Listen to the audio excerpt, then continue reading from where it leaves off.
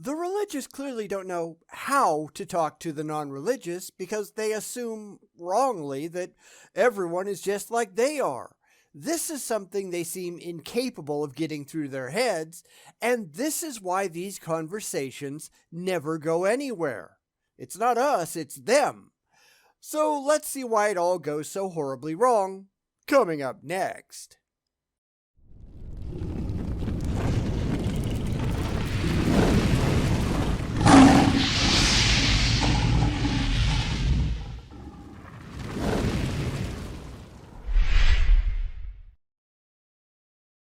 Last time, the article introduced their best argument, and as if it's any surprise, it's the Kalam cosmological argument. And that is ludicrous. We've looked at it before, but we do see a lot of that because people don't actually look at any of these things rationally. So let's do that. Maybe we'll educate the religious on why none of this ever impresses atheists, since this is an article about how to talk to atheists and all. But will it stick? I kind of doubt it, but let's give it a shot anyhow as we finish up this article. So it starts off. Let us unpack each of these three statements. The first premise. This statement says everything that begins to exist has a cause. Sure, and you know why the Kalam was brought up in the first place? Because the regular cosmological argument missed the whole begins to exist bit, and everyone just pointed out that that meant God must have had a cause. So in the Middle Ages, Islamic scholastic theologians just threw it in there because it solved the problem, at least in their minds. The problem is, they can't show that God didn't begin to exist because, as I've said, they can show nothing at all about their gods. It's just an assertion, and everything that can be asserted without evidence can likewise be dismissed without evidence. I don't care what you believe. I care what you can prove. And they don't like that very much, but oh well. It's very important that we get this right. Some atheists try to refute the Kalam by responding, well, if everything that exists has a cause and God exists, then what caused God? But the premise does not claim everything that exists has a cause. It says everything that begins to exist has a cause. And that's the only reason that the Kalam exists at all, to plug that very obvious hole. It doesn't solve their problem, though, since every bit of it is just an arbitrary invention, not a demonstrable reality. I don't accept that your God is the way that you say that it is until you can demonstrate to my satisfaction that your God is the way that you say it is. If you can define your God however you like, then I can define invisible, intangible, universe-creating pixies however I like, and we go right back to square one. This never goes well, does it? Since God, by definition, and whether you believe in him or not, is eternal and never began to exist, this first premise does not apply to him. Nope, that does not work that way. I have no reason at all to think that your description is accurate. Show me how you came up with your formulation rationally. How do you know that, and how do you prove to me, since you're talking to me, that you actually do? Otherwise, this all just looks like a bunch of wishful thinking, which is actually what it is. Therefore, the rhetorical question, what caused God, is like asking, to whom is the bachelor married, or what caused the uncaused thing? Regardless of whether bachelors or uncaused beings exist, these questions do not make sense. They are literally nonsense because they confuse the meaning of terms. And your God doesn't make sense. That's kind of what the problem of evil proves. But that's another argument, and we're not going to get into that one here. We're not looking for what you want to be the case. We need to see how you reach these conclusions intellectually, and the second that you push faith out the door, the religious have nothing else of consequence to say. And that's kind of sad, isn't it? Now that we have cleared away the misunderstanding, let us turn back to the first premise. Yeah, except you didn't. He just pulled the old, well, here's how I define God trick, and I don't care how you define God. I care what you can show is the actual characteristics of a real, demonstrable, defensible deity. Go ahead and do that. This is where the conversations start to break down because we have higher expectations and they have nothing at all of consequence to present. It's just what they want to believe, and what they want to believe doesn't matter. Is it true? Does everything that begins to exist have a cause? For most people, the answer is yes. It is common sense. No, it's common belief. Just because lots of people believe a thing, that doesn't make that thing true. This is just what religion relies on. Well, we all like it. Okay, big deal. I'm not asking for your opinion. I'm asking for your facts. I want you to prove that the things that you accept on faith actually exist in the real world. Go ahead and do that. They can't, and they don't even try. Kind of sad, huh? Almost nobody denies it. The statement simply means that nothing just springs into existence randomly and without a cause. For if things did come into being this way, then our world would be a wild spree of things apparently popping into existence like sleight of hand magic. See, this is where they're just running on fifis and faith again. They rely on things just being like they are right here and right now, forever and ever and always. Yet we understand, at least as best as we can, that the physical laws of our particular instantiation of space-time, they came into existence with the Big Bang along with space and time. So when they say causality, that means nothing because we don't have any idea if causality was even a thing before the local physical laws came into existence. Yet they are relying on it because without causality, their entire argument goes right out the window. We have to come back to, well, we don't know. And they are terrified not to know, which is why they just make stuff up. This is why it's really important to understand the ramifications of your arguments, and the religious, they don't care. Only it would be worse, since with sleight of hand, you at least have a magician who pulls rabbits out of a hat. However, in a world that violates this first premise, rabbits would pop in and out of being even without magicians or hats. Few sane people would believe the world works this way. So, through experience and reflection, most people agree that everything that begins to exist has a cause. Except, as we've already shown, the first premise is absolute nonsense without any actual evidence to support it. The second you point that out to the religious, after their first reaction, which is, duh, they tend to just walk away because they don't even know what to say to that. A lot of them will just go, like little children, because they know very little about actual science and they don't give a crap anyhow. They don't understand that in quantum mechanics, which is the underlying reality behind everything, things do apparently just pop into existence without causes all the time. That's how it works. But of course, we're talking about dumb people who don't know anything, so it's not really a lot of surprise. This is just pure ignorance on display on the part of the religious. No surprise there either.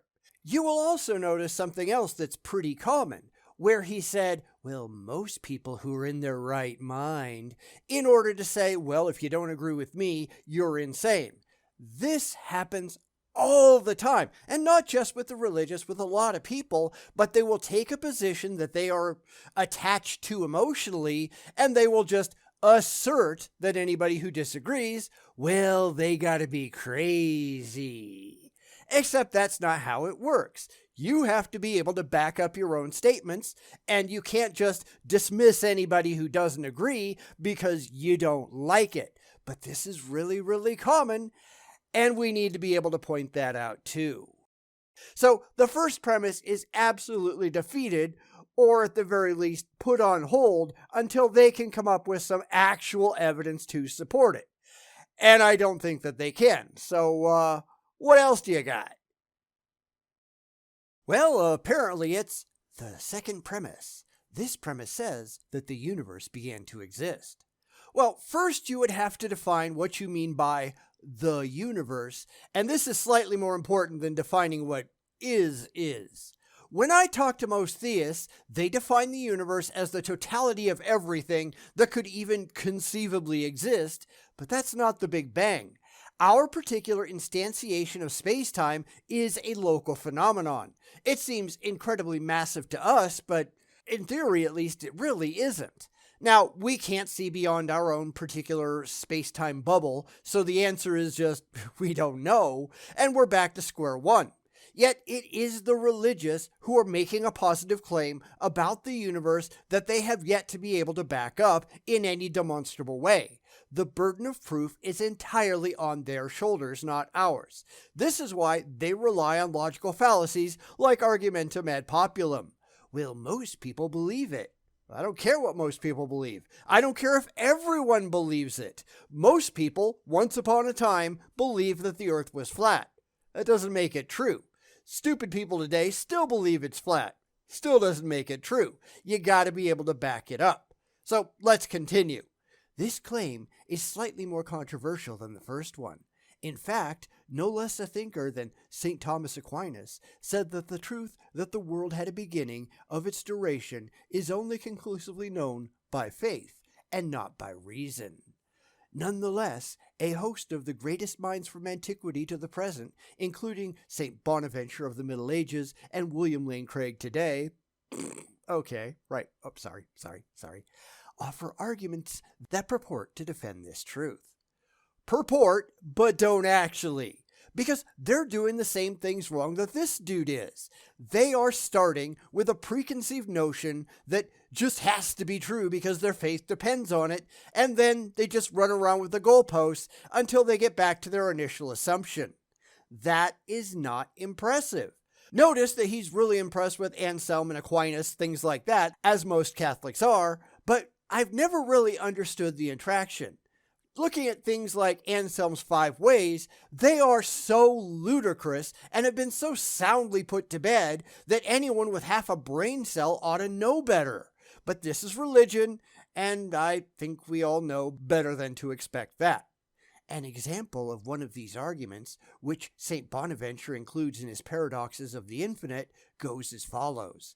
If the world has always existed, then there would be an infinite number of past days. However, if there were an infinite number of past days, we would never have been able to arrive at the present day because an infinite series, by definition, cannot be traversed. Since we have arrived at today, it follows that there must have been a beginning of time. Now, I could talk about the A and B theories of time, but I don't think it really matters. They wouldn't know what the hell we were talking about anyhow.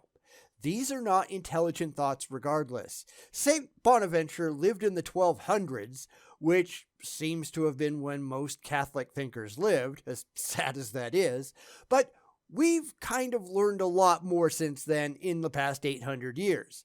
Time and knowledge marches on except for the religious. This isn't rational thought, this is just, well, it seems to me, which is usually the best that they can do. But it doesn't actually demonstrate actual truth. Truth requires evidence, and they have no evidence. It's just another idea they just yanked out of their assholes because it appeals to their none too smart believers. And that's not impressive, sorry. Modern physics also seems to give weight to this position. Despite cyclic cosmological models advanced by some physicists in recent years, since the advent of the Big Bang Theory in the 20th century, the scientific consensus is that the universe did have a beginning roughly 14 billion years ago. Well, our particular instantiation of space-time, not the entirety of everything that could ever possibly exist. We don't know that. We do know that 13.7 billion years ago, although new information that's just coming out now might suggest it's closer to 26.7 billion, but we're going to kind of set that aside for the moment and give him the 14 billion number is close enough. There was an expansion event from a singularity from which all matter, time, and our physical laws ultimately came. We can say absolutely nothing about what may or may not exist outside the boundaries of our particular bubble of space-time, and neither can they. We can only look at what we see, and the idea in the minds of the religious tends to be very, very simplistic. Alexander Vilenkin, a leading non-Christian cosmologist, was invited to speak at a colloquium for Stephen Hawking's 70th birthday. There, in front of the greatest scientists in the world, Vilenkin said, "All the evidence we have says that the universe had a beginning." It is rare for scientists to speak with this measure of conclusiveness, but Vilenkin stated his opinion that it is not just some of the evidence that points to the beginning of the universe, or even the majority of evidence, but that all of the evidence points that way today. And it does. This is why we need to make sure that our definitions remain very specific and consistent. What Vilenkin meant by universe and what this theist means are probably two very, very different things. Just like what Lawrence Krauss means by nothing and what the religious mean by nothing, those are not remotely alike. It's why you need to define your terms and stick to them and hold everyone else in the conversation accountable so that you're not just talking past each other. And that's what most religious conversations do. They talk past each other, because the religious have one set of pre-existing beliefs and science has another. And sadly, we know that the religious aren't that honest about things, which is what makes the extreme measures necessary. Sad, huh? The conclusion of the argument. The two premises are widely accepted today. Everything that begins to exist has a cause, and the universe began to exist. If that is the case, then the third statement, the conclusion of the argument, logically follows. We cannot avoid the fact that if everything begins to exist and it has a cause, and the universe began to exist, then the universe must have had a cause. Except the two premises are only accepted if you're an ignorant theist who just wants to believe, or if you're not talking to actual scientists who are going to quibble on what you mean by your terms. If you're talking about ignorant people with a lot of preconceived notions and blind faith, then sure, they accept those things because it gets them where they desperately want to go. But if you start without any of that, no goal in mind, then you're going to get some very different answers. This is why it matters what your goals are. If you're trying to find comfort, then you're going to come to a very different conclusion than if you're just trying to find the best explanation for things that we have at the moment. And these things are only in the moment because we find out new things about reality all the time. In another 10 years, we might get rid of all of modern cosmology if we discover something better. And that's a scary thought for a lot of people, religious and otherwise, but scary or not, that is how science works. We learn stuff, we revise our ideas, and we keep learning. Lather, rinse, repeat. The religious, by and large, they're looking for a one-size-fits-all eternal answer that they can rely on forever and ever and ever and always, and that is just not realistic. It's another reason why they can't figure out what they're doing wrong, because they aren't operating rationally. This logical conclusion leads us to wonder, if the universe had a cause, what is that cause? And of course, the religious want to tell you exactly what that cause is without having any evidence to prove their claims are true. That's the problem. You don't just get to God done it without being able to prove that God done it. God is not the automatic answer to all questions, so there. Yet that is exactly what the religious assume, isn't it? They just really want it to be God. Therefore, when they have no other emotionally comforting answers, God done it, but that doesn't mean that God done it. And this is really the problem with this argument. It doesn't mention gods at all. It says a cause. What is that cause? Who knows? Big deal. Even if it had a cause and it was completely natural, that doesn't get them anywhere, but they don't want to talk about that, do they? They don't know, and they don't care, and if you push them, they'll just disengage and run away, which I guess is both sad and funny at the same time. Don't let them gish-gallop their God into the mix. Make them prove it. It's kind of funny to watch them try. The cause certainly could not have been anything within the universe or even the universe itself, since things can't cause themselves to come into existence. This idea defies logic. No, it really doesn't. It only defies your limited view of what reality could be. That view is caused by the beliefs that are polluting your mind. It's why we have to point out all the places that they're going wrong, not that they will really care. They just really wish it was true, but wishing doesn't mean anything, does it? It would be like saying your arm caused you to come into existence, or that you yourself are the cause of your own existence. Neither statement could be true, for since before you existed, there was no arm and there was no you. So the religious just make up an explanation that they really like and find emotionally comforting. Different religions have different solutions, none of which have any evidence to back them up. In fact, the religious go to extreme lengths to explain why and to hide their imaginary friends from rational evaluation. Because this isn't about truth. It never has been. It's about fifis. It's about really wanting an imaginary father figure in the sky to watch over them and take care of them and explain all the things that they just can't find easy answers to any other way. But that doesn't make any of it true. And it's the truth, the actual truth, the demonstrable truth that matters. Don't let them get away with it. Hold their feet to the fire and demand to know how they know the things that they claim to know, because their faith means nothing. Faith is just an admission of failure. Where is your evidence? Don't be surprised when they have none. Thus, the cause of the universe must be something beyond the universe, something beyond all matter, energy, space, and time. In other words, it must be transcendent beyond the universe. It must be immaterial beyond matter and space. It must be eternal beyond time. And if it has created something so massively complex as the universe, it must be tremendously powerful and intelligent. Well, a transcendent, immaterial, eternal, supremely powerful, and intelligent cause of the universe, what does that sound like to you? As Thomas Aquinas pithily put it, this sounds like what most people mean by God. But that doesn't make it God. That doesn't make it a God, and it certainly doesn't make it your God. This is just, but it sounds good to me, which is absolutely stupid. See, this is why having conversations with these people is so absurdly awful.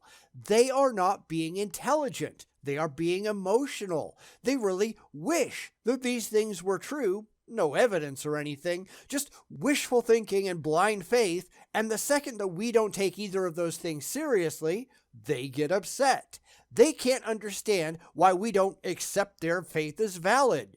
But they don't accept the faith of other religions as valid, so it all becomes ridiculously hypocritical. We are not trying to get to comfort here. We are trying to get to truth. Well, it sounds like God to me doesn't mean anything. It just sounds like delusion to me. Now, can we get off the childish faith train and try to find some common ground in the real world, please? They can't, which is why these conversations never go anywhere. Now, this philosophical proof for God is fairly abstract. It doesn't generate the warm personal faith you might receive in prayer, and it doesn't prove the fullness of God, especially those facts we know only because God has revealed them to us, such as that God is love or is a trinity of persons. Well, first off, it's not abstract, it's delusional, because we can do the exact same thing they're doing. Well, it sounds like invisible, intangible, universe-creating pixies to me. Great, where does that get us? Nowhere. Nowhere at all.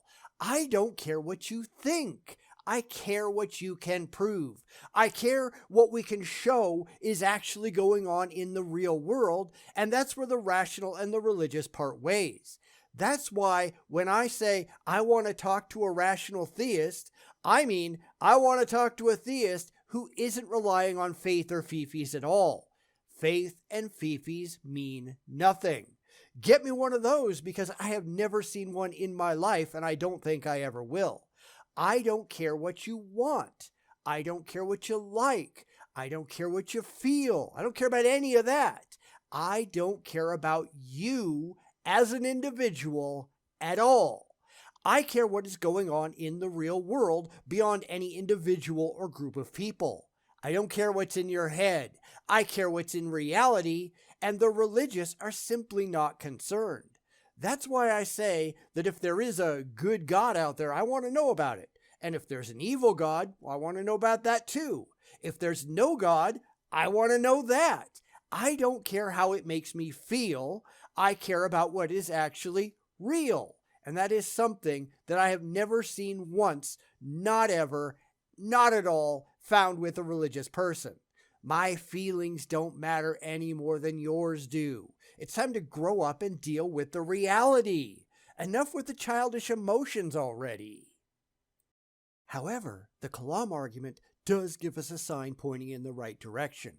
Although not everyone will accept it, the Kalam argument is a rationally well-constructed and impressive argument that will be difficult for most atheists to reject. So commit right now to memorizing these 3 simple statements. And we're not going to go through that again. You notice the one thing that the actual Kalam never did though, right? It never mentioned any gods at all. Not the Christian God, not any God, period. It just says, well, it came from somewhere. Okay, where? Who knows? The argument never addresses that. That's why the Kalam doesn't actually mean anything, and the religious just have to tack their imaginary friend on the end because, well, it sounds good to me. But that's still stupid. It really is. I just had someone in a video that went up today, as I'm writing this, say that he's never made contact with a god, angels, or demons because Christianity is a con job. So when I was telling you about that video in the comments way back then, this is the video I was talking about. Anyway, thanks for that conversation, Clem Stevenson. But he's right. It's all a gigantic con job that nobody can independently justify. And the people who ought to know better, the ones who have studied the religion and ought to know what a load of nonsense it is, they are stuck believing because they've been bamboozled by the bullshit. It's why all of their beliefs are so easy to take apart because they're never based on logic, reason, evidence, or critical thinking in the first place. They just really want to believe. And that's really, really dumb. So anyhow, that took way longer than I thought it would. The more that I dive into these, the longer it takes because the nonsense is just packed in so tight and you just have to stop and address it, and that takes time. I honestly didn't know that this was going to take a full 3 videos to get through, but I guess that's what supercuts are for, right? Eventually, I'll make it down to this one and people can just watch it in all of its, hell, I don't even know how long it's going to be in the end, but in all of its extended glory. So anyway, what did you think? I'd really love to hear from Christians, although I doubt that I will, because most of them are terrified to speak up. They are trapped in their own echo chambers where asking any difficult questions sends you straight to hell, and that's just the most absurd thing ever. Well, don't ask questions or you're gonna fry. Do you know just how dumb that sounds? Because you should. Everybody should. It's just a way to keep you addicted because it's that addiction that keeps the church making money. It's a rational death spiral, and you're the one paying the cost as the church gets rich. This is not something that you should do, at least not until you're intellectually convinced with good evidence to back it up, that any of this is actually true. I honestly don't think you can get there. I mean, I know I couldn't once I started asking questions, and thousands and thousands and thousands of atheists can back me up on that. It's once you understand where they're going wrong, and they are going wrong a lot, that you can start to see that there's no reason to believe any of it at all. Come on over to the dark side. At least we've got cookies.